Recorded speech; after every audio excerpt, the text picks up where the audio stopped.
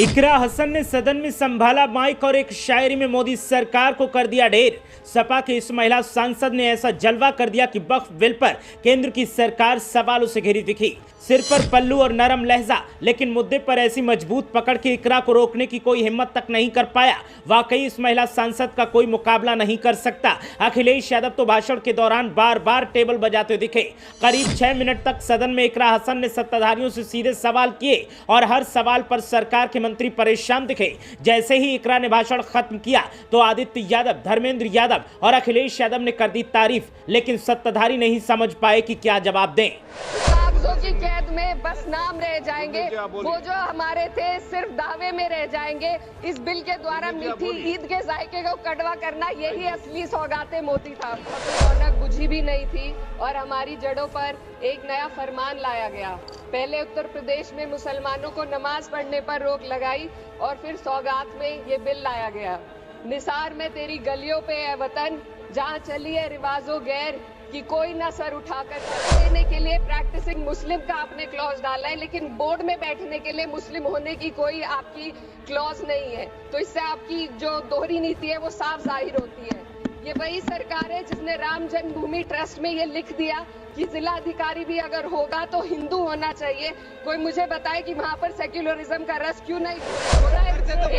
महिला नहीं है, एक महिला। सर मैं खुद एक मुस्लिम महिला हूँ, मैं सिर्फ सर मैं माइनॉरिटी महिला हूँ। इस सदन में हम सिर्फ 2 महिलाएं हैं और उस नाते से मैं ये बात कहना चाहती हूँ कि इस बिल के माध्यम से मुस्लिम महिलाओं को कुछ नहीं मिल रहा है, ये हमें कुछ नहीं देना चाहते। ये है समाजवादी पार्टी की सांसद इकरा हसन चौधरी। इकरा हसन चौधरी ने जब जब सदन में खड़े होकर भाषण दिया है तब तब वो वायरल हुई हैं, और जब जब वो वायरल हुई हैं तो समाजवादी पार्टी हो, संसदीय क्षेत्र के लोग हों, सदन में बैठे सांसद हों या फिर सड़क पर चलते लोग, हर किसी ने इकरा हसन चौधरी की जमकर तारीफ की है। वक्फ बिल पर जब इकरा हसन चौधरी बोलने के लिए खड़ी हुई तो किसी को अंदाजा नहीं था कि उनके तेवर ऐसे दिखाई देंगे। सादगी के साथ सिर पर दुपट्टा जो हमेशा उनके सिर पर रहता है वो था, और चेहरे पर मासूमियत थी। लेकिन शायरी का सहारा लेकर इकरा हसन चौधरी ने वक्फ बिल से कैसे महिलाओं और गरीब तबकों का नुकसान होगा उसको लेकर फैक्ट पेश किए। बगल में बैठे थे समाजवादी पार्टी के बदायूं से सांसद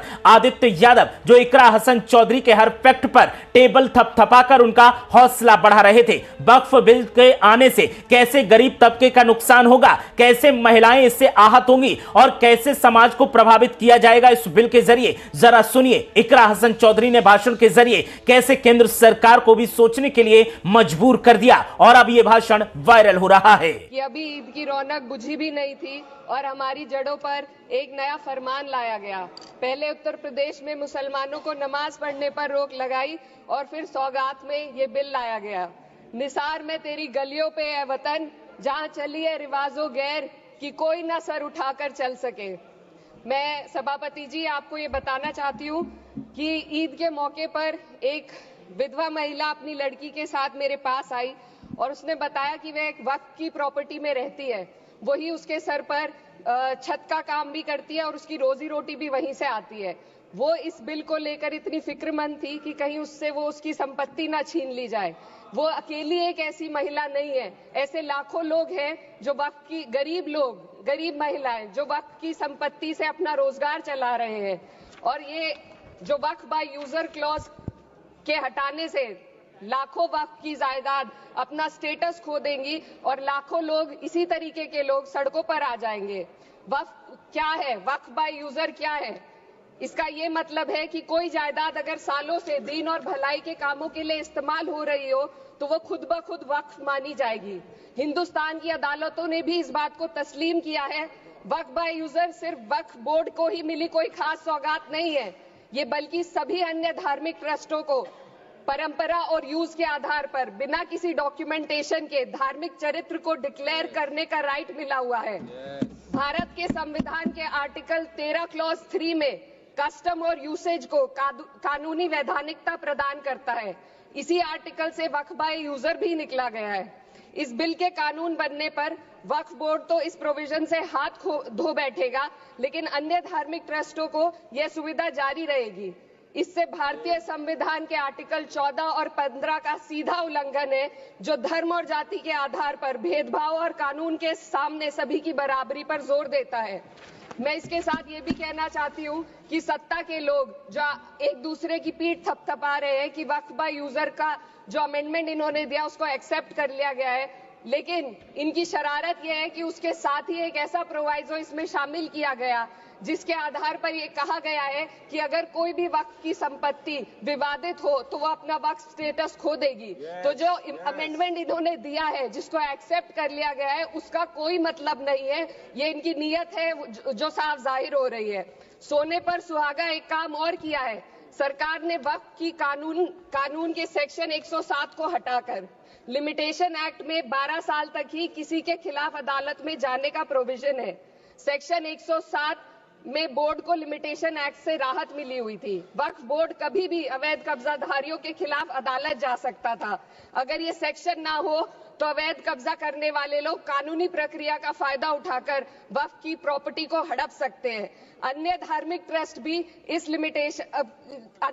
ट्रस्टों पर भी ये लिमिटेशन एक्ट लागू नहीं होती, तो फिर वक्फ बोर्ड के साथ ये सौतेला रवैया क्यों किया जा रहा है? धर्म को देखकर दोहरी नीति क्यों अपनाई जा रही है? सेक्शन 107 और वक्फ बाय यूजर को अगर एक साथ पढ़ा जाए तो इससे लाखों वक्फ की प्रॉपर्टी पर कब्जा किया जाएगा। इसलिए ये बिल मुसलमान की भलाई का नहीं बल्कि उनके वजूद और विरासत को मिटाने का बिल है।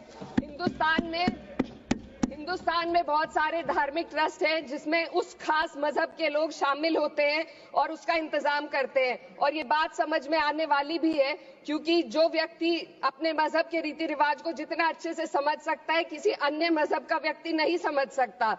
आर्टिकल 26 क्लॉज 2 के तहत धार्मिक संप्रदायों को अपने मजहबी इदारों के एडमिनिस्ट्रेशन का हक देता है, लेकिन वक्फ बोर्ड के बारे में इसको उल्टा किया जा रहा है। Sir 2 minute sir please 2 minutes. सरकार इसे एक सेक्युलर बॉडी मान रही है और इसमें गैर मुस्लिमों को शामिल करने की बात कह रही है। आपके मुंह से सेक्युलरिज्म की बात सुनकर अच्छा लगा, लेकिन अगले ही पल ये भ्रम टूट जाता है क्योंकि आपको सिर्फ दान देने के लिए प्रैक्टिसिंग मुस्लिम का आपने क्लॉज डाला है, लेकिन बोर्ड में बैठने के लिए मुस्लिम होने की कोई आपकी क्लॉज नहीं है। तो इससे आपकी जो दोहरी नीति है वो साफ जाहिर होती है। ये वही सरकार है जिसने राम जन्मभूमि ट्रस्ट में ये लिख दिया कि जिला अधिकारी भी अगर होगा तो हिंदू होना चाहिए। कोई मुझे बताए कि वहां पर सेक्युलरिज्म का रस क्यों नहीं घोला गया? सर आखिर में मैं अपनी बात को खत्म करने से पहले महिलाओं का मुद्दा बार बार उठाया जा रहा है। सरकार का कहना है कि बोर्ड में मुस्लिम महिलाओं को रिप्रेजेंटेशन देंगे। इस कानून से पहले भी मुस्लिम महिलाएं बोर्ड में मेंबर रह चुकी हैं और मिनिमम 2 का प्रोविजन था, उससे ज्यादा भी हो सकती थी। सर मैं ये कहना चाहती हूँ कि सरकार ने महिलाओं के लिए ऐसा कौन सा नया काम किया जिसका ढिंडोरा सरकार का हर सदस्य पीट रहा है? इस बात की तायीद अगर आपकी तरफ से कोई मुस्लिम महिला करती तो हम उसका यकीन भी करते, लेकिन अफसोस आपकी इतनी लंबी कतार में एक भी मुस्लिम महिला नजर नहीं आती है।